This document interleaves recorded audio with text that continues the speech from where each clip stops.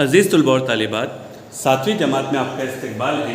आइए science subject का chapter number 3 properties of natural resources, कुदरती वसाइल की खुसूसियात। ये हमारा इस वक्त तीसरा लेक्चर है। पहले 2 लेक्चर के अंदर हमने नेचुरल रिसोर्सेस की 2 अहम पार्ट्स के बारे में मालूमात हासिल किए थे। 2 अहम हिस्से हमने उसको समझाने की कोशिश की थी। अब जो थर्ड वन है वो सॉइल है। क्या है? सॉइल है। प्रॉपर्टीज ऑफ सॉइल, मिट्टी की खुसूसियात। मिट्टी की खुसूसियात। प्यारे बच्चों, दुनिया में जितनी जो जमीन है उस जमीन पर हर इलाके में अलग अलग तरह की मिट्टी पाई जाती है। उस मिट्टी का सबसे जो मेन फैक्टर है वो क्या है? उसका कलर है। क्या है? कलर है, उसका रंग। रंग यानी colour is an important property of soil. मिट्टी की सबसे अहम जो खुसूसियात हैं ये उसका रंग है। रंगों के जरिए से पता चलता है मिट्टी के कि वो मिट्टी कौन से फसल के लिए ज्यादा बेनिफिशियल है, उसमें जरखेजी कितनी है, वो फसल को कितना कारआमद है और उससे नुकसान कितना हो सकता है, ये उसके रंगों से उसके पता चलता है। और वो रंग कौन कौन से हैं मिट्टी के अंदर? सॉइल में be of different colour such as, यहाँ पर देखो नाम दिए गए, ब्लैक काली कलर की मिट्टी रहती है ना, रेड कलर की रहती है, ग्रे कलर की रहती है, वगैरह वगैरह, यानी बहुत सारी किस्म के वहां पर नाम भी दिए गए हैं। व्हाइट कलर की भी मिट्टी रहती है ना, चाइना जो मिट्टी रहती है वो बहुत सफेद कलर की रहती है। तो बताने का मकसद ये है कि हर मिट्टी का जो रंग होता है उस रंग की बिना पर उन मिट्टी के जरिए से कौन सी फसल हमको कारआमद होगी ये मिट्टी के कलर के ऊपर से पता चलता है। और फिर उसमें फर्टिलाइजर कितना है, जरखेजी कितनी है, ये भी उससे हमको पता चलता है। फिर सॉइल टेक्सचर, मिट्टी की तरकीब है ना, इसके अंदर मिट्टी के अंदर आमतौर पर 3 तरह की मिट्टियों का यहाँ पर तस्करा किया गया है। एक ऐसी मिट्टी जिसमें रेत ज्यादा होती है, रेत का जो साइज है वो भी थोड़ा बड़ा रहता है और ज्यादा मिकदार में खालिश रेतीली मिट्टी रहती है, उसको सैंडी सॉइल बोलते हैं। फिर दूसरा जो है सिल्ट सॉइल है ना, इसके अंदर जो रेत की जो जर्रात होते हैं वो मीडियम साइज के होते हैं। कैसे होते हैं? मीडियम साइज के होते हैं। और थर्ड वन जो है ये क्ले सॉइल है, इसमें रेत जो है वो बिल्कुल बारीक यानी मिट्टी एकदम, और उसको आपको छूने पर उसको स्मूथ महसूस होगी। फिर उसी ये जो सॉइल टेक्सचर है उसके ऊपर आपको 3.11 में एक प्रैक्टिकल दिया गया है। 3 पैमाइशी इस्तवाने बनाए गए हैं और उन तीनों में अलग अलग तरह की 3 तरह की मिट्टी डाली गई है, रेतीली, सिल्ट और ये क्ले वाली जो मिट्टी है वो डाली गई है, रखी गई है और उसमें पानी छोड़ा गया है। आप देखेंगे कि जो सबसे पहले वाली जो मिट्टी रहती है सैंडी सॉइल, इसमें से जल्दी पानी जो है वो पास हो जाता है। फिर उसके बाद जो थोड़ा स्पीड कम होती है वो सिल्ट सॉइल की, और उसमें पानी थोड़ा ऊपर जमा रहता है और फिर आहिस्ता आहिस्ता वो पानी नीचे चला जाता है। और सबसे ज्यादा जो पानी को होल्ड करने की कैपेसिटी है वो है क्ले मिट्टी में। क्ले मिट्टी के अंदर पानी को रोक कर रखने की सलाहियत ज्यादा होती है, उसमें से पानी पास नहीं होता। आपको देखो वहां 3 इस्तवाने दिए गए हैं। तो पहला जो है ये सैंडी सॉइल है, रेतीली मिट्टी, यहाँ पर हमने उर्दू में भी लिखा है ताकि आपको जल्दी से समझ में आ जाए। द प्रोपोर्शन ऑफ सैंड, इसमें रेत के जो मिकदार हैं वो ज्यादा है। Large particles is high in Sandy soil, इसकी मिकदार जो है रेत की वो ज्यादा रहती है। वाटर ड्रेन्स रैपिडली, इसके अंदर पानी जो है वो तेजी से पास होता है रेतीली मिट्टी के अंदर। इजी टू प्लव, रेत के अंदर चूंकि वो एक दूसरे से अलग अलग रहते हैं इसलिए उसमें हल चलाना बहुत आसान होता है। लेस फर्टाइल, इसमें जरखेजी कम रहती है। प्यारे बच्चों ये ध्यान में रखना है, सैंडी सॉइल में जरखेजी जो है वो कम होती हैं। और वो किस वजह से होती हैं? बिकॉज ऑफ सिलिकॉन डाइऑक्साइड है ना, सिलिकॉन डाइऑक्साइड, इसकी वजह से। ये इसकी क्या खासियत है? Does not dissolve in water, ये पानी में हल नहीं होता। आप पानी जैसे नदी के किनारे, समुद्र के किनारे पर भी आप देखते होंगे वो पानी जो है वो किनारे पर आता है लेकिन आगे चला जाता है, रेत उसमें से बिल्कुल अलग हो जाती है, वो उसमें मिल नहीं जाती। हमारी मिट्टी देखो बारिश के दिनों में पानी के ऊपर से साफ उतरता है लेकिन जो मिट्टी है उसका कलर उसके अंदर पानी में चला जाता है, वो मिट्टी भी उसमें हल हो जाती है तो पानी का कलर ही तब्दील हो जाता है। लेकिन समंदर के किनारे पर ऐसा नहीं होता, पानी आते रहता है जाते रहता है लेकिन रेत उसमें बिल्कुल सेपरेट रहती है, तो वो सैंडी सॉइल। फिर सेकंड वन है सिल्ट सॉइल। इसके अंदर क्या होता है, दोनों में फर्क देखो क्या है। Particles of silt soil are medium. इसके अंदर जो इसमें साइज ज्यादा रहती है और ज्यादा मिकदार में रहते हैं, लेकिन यहाँ पर जो है वो मीडियम साइज के रहते हैं। नॉट इजी टू प्लग, जितना आसान यहाँ पर इजी है उतना यहाँ पर आसान नहीं है, but better than clay soil. ये जो मिट्टी है इससे आसान है इसको हल चलाना, clay soil. Second name is sedimentary soil. इसका जो दूसरा नाम है, हम इसको अंडरलाइन करके रख रहे हैं, ये खाली जगह में पूछा जाएगा। साहिली मिट्टी है ना, सिल्ट सॉइल जो है ये सेडिमेंट्री सॉइल। और तीसरा जो है वो क्ले सॉइल। कौन सी? क्ले सॉइल है ना। स्मॉल पार्टिकल्स इज मैक्सिमम, ये ध्यान में रखना। इसमें सबसे पहला जो पॉइंट है, स्मॉल पार्टिकल्स, बिल्कुल छोटी जो मिट्टी रहती है, बिल्कुल एकदम स्मूथ रहती है, सॉफ्ट रहती है, और उसकी भी मिकदार जो है वो मैक्सिमम रहती है। The particles of soil feel smooth to touch, जैसे मलमल का कपड़ा होता है ना, ऐसे ही वो मिट्टी को भी अगर आप टच करेंगे, उस पर हाथ घुमाएंगे तो वो बहुत स्मूथ होता है। फिर वाटर होल्डिंग की कैपेसिटी जो है बहुत ज्यादा रहती है, हाई वाटर होल्डिंग कैपेसिटी। इसके अंदर जो पानी को रोक कर रखने की सलाहियत जो है वो बहुत ज्यादा होती है। फिर प्यारे बच्चों, यूजेस ऑफ सॉइल, मिट्टी के कहां इस्तेमाल होते हैं। तो सबसे पहला जो है प्लांट कंजर्वेशन, नबातात की जो परवरिश का निजाम है, इसकी शुरुआती मिट्टी से होती है।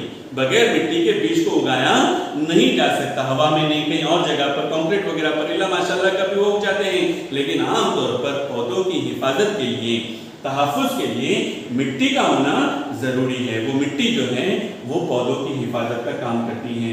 फिर दूसरा वाटर कंजर्वेशन, पानी को भी आपको स्टोर करना है तो सबसे अच्छा तरीका मिट्टी के जरिए से है, वाटर कंजर्वेशन। फिर प्लास्टिसिटी, तशक्कुल, ये जो है इसको यानी मुख्तलिफ किस्म के यहाँ पर अर्थन पॉट्स हैं, आइडल्स है, ब्रिक्स हैं, अर्थन लैंप है, मुख्तलिफ किस्म की चीजों के जो शेप होते हैं वो मिट्टी को हम आसानी से उसमें ढाल सकते हैं, उसके जैसा हम उसको बना सकते हैं। मूर्तियां वगैरह भी देखो बनाई जाती हैं, वो क्ले मिट्टी के जरिए से ही बनाई जाती हैं। फिर आइए some useful types of soil, यहाँ पर जो दूसरी थोड़ी जो फायदे की जो किस्में हैं वो बताई जा रही है। सबसे पहला चाइना क्ले, काओलिन इसको कहा जाता है। क्या कहा जाता है? सेकंड नेम क्या है? काओलिन। इट इज व्हाइट, ध्यान में रखना प्यारे बच्चों, इसका जो कलर है, कौन सा रंग है इसका? व्हाइट है। ये जो मिट्टी है, ये चाइना जो मिट्टी रहती है, ये सफेद कलर की रहती है इन कलर। क्रॉकरी, किचन की जो चीजें हैं चाइना मिट्टी की जो बनाए जाते हैं, कप वगैरह में जो आप लोग चाय वगैरह पीते हैं ना, ये तमाम चीजें जो हैं ये इस मिट्टी से बनाई जाती हैं। फिर बाथरूम की जो टाइल्स है, मास्क है, जार हैं और बहुत सारी चीजें हैं प्यारे बच्चों, ये तमाम चीजें जो हैं ये चाइना मिट्टी से बनाई जाती हैं। और इसका दूसरा जो नाम है ये अंडरलाइन करके रखना आपकी किताब के अंदर भी, काओलाइन है ना। फिर शैडो सॉइल, शालू मिट्टी, शालू थोड़ी सी इसके अंदर रेत की मिकदार रहती है मामूली में, लेकिन ये भी जो है कलर कौन सा है इसका? Whitish in colour. Use for statues, जो स्टैच्यू जो बनाए जाते हैं है ना, स्टैच्यू जो बनाए जाते हैं वो इस मिट्टी के बनाए जाते हैं, शैडो सॉइल के। और आइडल्स जो गुड़िया वगैरह जो बनाई जाती है, डॉल वगैरह बनाई जाती हैं, वो भी शैडो सॉइल की। फिर terracotta soil, terracotta soil red in colour, ऊपर के जो कलर लगते हैं मिट्टी है चाइना और शैडो, ये व्हाइट कलर में है, लेकिन ये जो मिट्टी है टेराकोटा कलर सॉइल, ये रेड की रहती है। कौन से कलर की रहती है? नेचुरल इसका कलर ही लाल रंग का होता है। फिर डेकोरेटिव आर्टिकल्स, जो यानी खूबसूरती के लिए जो चीजें इस्तेमाल की जाती हैं घरों के अंदर, वो चीजें इस मिट्टी की बनाई जाती हैं। Pots used for growing plants, आपके घरों के अंदर भी आपने खिड़की वगैरह में जो प्लांट्स के परवरिश के लिए जो पॉट्स इस्तेमाल किए हैं प्यारे बच्चों, ये भी इसी मिट्टी के बनाए जाते हैं। फिर मुल्तानी सॉइल, इसका साबुन भी मार्केट के अंदर आया हुआ है। ये जो है स्किन को सॉफ्ट करता है, स्किन को साफ करता है, क्लीन करता है और उसमें चमक पैदा करता है। क्या पैदा करता है? चमक पैदा करता है, इसीलिए यूज फॉर कॉस्मेटिक्स है ना, मेकअप के लिए इस मिट्टी का इस्तेमाल किया जाता है। फिर प्यारे बच्चों सॉइल टेस्टिंग, इसमें यानी मिट्टी को टेस्ट करना, इसमें जरखेजी कितनी ज्यादा है या बराबर है, मोतदिल है या बिल्कुल कम है, ताकि फसलें जो है हम जो बीज डालेंगे उसमें नुकसान न हो और वो जमीन जो है वो टेस्टिंग के जरिए से पता चलती है कि इसमें कौन सी फसल की क्या फायदा हम उससे हासिल कर सकते हैं। तो ये पीएच पावर ऑफ हाइड्रोजन का पावर जो है मालूम करने का। तो ये डेनमार्क का जो साइंटिस्ट है सोरेनसन, क्या नाम है उसका, आप देखो आप बॉक्स के अंदर दिया हुआ है। इस साइंटिस्ट ने इस कंसेप्ट को लाया है ना, put the concept of pH based on the concentration of hydrogen ions, है ना। हाइड्रोजन के जरिए से इसके पहले इसको जांचा जाता है कि इस मिट्टी के अंदर कौन सी खुसूसियात पाई जाती हैं। तो आमतौर पर ये जो मिट्टी को चेक किया जाता है तो 3 तरह की मिट्टी पाई जाती है। सबसे पहले जो मिट्टी रहती है वो अगर उसका पैमाना चेक किया जाए ऐसे पीएच अगर उसका लेस देन 6.5, याद रखना इसको 6.5 अगर पीएच है इसका तो वो जो मिट्टी है वो एसिडिक है।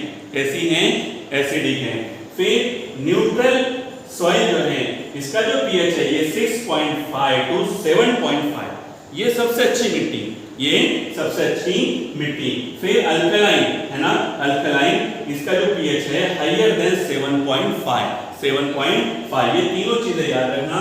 6.5 कम से कम है एसिडिक के लिए, लेस देन 6.5, फिर 6.5 टू 7.5 ये न्यूट्रल है, और अल्कलाइन में पीएच जो है हायर देन 7.5। फिर कॉजेस ऑफ डिमिनिश्ड सॉइल, जमीन की जो जरखेजी है उसके खत्म करने के, कम करने की कौन कौन से वजूहात हैं। तो यहाँ पर सबसे पहला जो पॉइंट है सॉइल पीएच लेस देन 6 और हायर देन 8, यहाँ पर देखो दिया गया है, इसको ध्यान में रखना, यही सबसे बेस्ट है। मिनिमम 6 और मैक्सिमम 8, अगर इसके कम से कम होगा, 6 से कम होगा या 8 से ज्यादा होगा तो वहां पर फसलों के इम्कानात बहुत कम हैं, फिर no proper drainage of water, बाद में मिट्टी में जो है पानी बिल्कुल जज्ब रहता है और वो पास नहीं होता है, तो वहां पर भी फसलों के इसके परवरिश के लिए रुकावटें पैदा होती हैं। फिर सॉल्टी वाटर, नमकीन जो पानी है ये भी जमीन की जरखेजी को कम करता है, खत्म करता है। सेम क्रॉप, एक ही फसल को बार बार उगाना, इसलिए अपने इलाके में देखो जहाँ चावल की फसलें उगाई जाती हैं, जैसे ही बारिश हो जाती है तो वहाँ पर पावटा वगैरह, बहुत सारे चने वगैरह, तूर दाल, मूंग दाल, ये है, इस तरह की फसलें वहाँ पर उगाई जाती है। क्यों उगाई जाती हैं? ताकि जमीन की जरखेजी जो है वो कायम रखें। अगर एक ही फसल उगाएंगे और दूसरी कोई फसल वहाँ पर नहीं उगाएंगे तो वो जमीन की जरखेजी जो है वो कम हो जाती है। एक्स्ट्रा यूज ऑफ केमिकल, हमारे जमीन की जरखेजी कम है तो हम केमिकल का इस्तेमाल कर रहे हैं, मिनिमम है, हम अगर उसको केमिकल का इस्तेमाल करेंगे तो वो केमिकल से उस वक्त तो फसल आएंगी, लेकिन उस जमीन की जरखेजी दिन ब दिन जो है वो कम होते जाएंगी और फिर वो बिल्कुल बगैर जरखेजी वाली जमीन में उसका शुमार किया जाएगा। तो पहले बच्चों ये था आखिरी चैप्टर का, थर्ड चैप्टर का प्रॉपर्टीज ऑफ नेचुरल रिसोर्सेज का लेक्चर नंबर 3। यहाँ पर हमारा ये टॉपिक खत्म हो जाता है। हम उम्मीद करते हैं आप तमाम तलबा और तलबात को ये वीडियो मुकम्मल तौर पर अच्छे से समझ में आ जाएगा। टेक्स्ट बुक को सामने रखें, अगले पीरियड में दोबारा मुलाकात होगी। अस्सलामु अलैकुम व रहमतुल्लाहि व बरकातुहू।